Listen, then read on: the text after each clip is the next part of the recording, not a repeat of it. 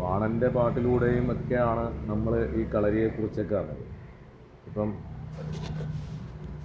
ധർമ്മപുത്ര വിജയം, കളരിപ്പയറ്റിൻ്റെ പൂർണ്ണതയാണ് ധർമ്മപുത്ര വിജയം. ഇവിടെ പ്രയോഗങ്ങളോ ആചാരങ്ങളോ അഭ്യാസമോ ഒന്നുമില്ല, ഗുരുശിഷ്യ ബന്ധങ്ങളില്ല. ആത്മജ്ഞാനത്തിന് വേണ്ടി കുണ്ടലിനി ശക്തി ഉണർത്തലാണ് ധർമ്മപുത്ര വിജയമെന്ന് ക്രോഡീകരിക്കാം. യോഗവിദ്യകൾ അധിഷ്ഠിതമായ ഈ ഭാഗം അഭ്യസിച്ച ആളാവണം ഗുരു.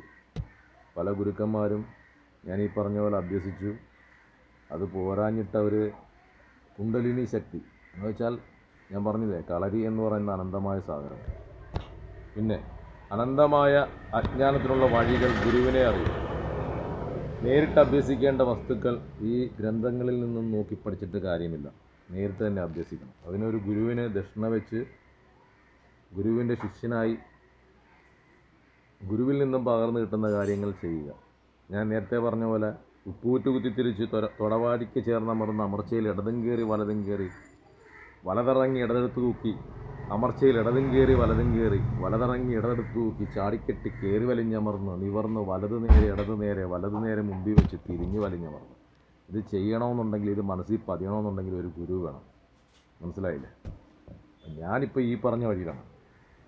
ധർമ്മപുത്ര വിജയം, കുണ്ടലിനി ശക്തി. അപ്പോൾ അങ്ങനെയുള്ള കാര്യങ്ങളിലേക്കൊക്കെ എത്തിപ്പെടണമെന്നുണ്ടെങ്കിൽ നല്ലൊരു ഗുരു വേണം, നല്ലൊരു ഗുരുവിൻ്റെ പ്രസൻസ് ഉണ്ടാവണം. മനസ്സിലായില്ലേ?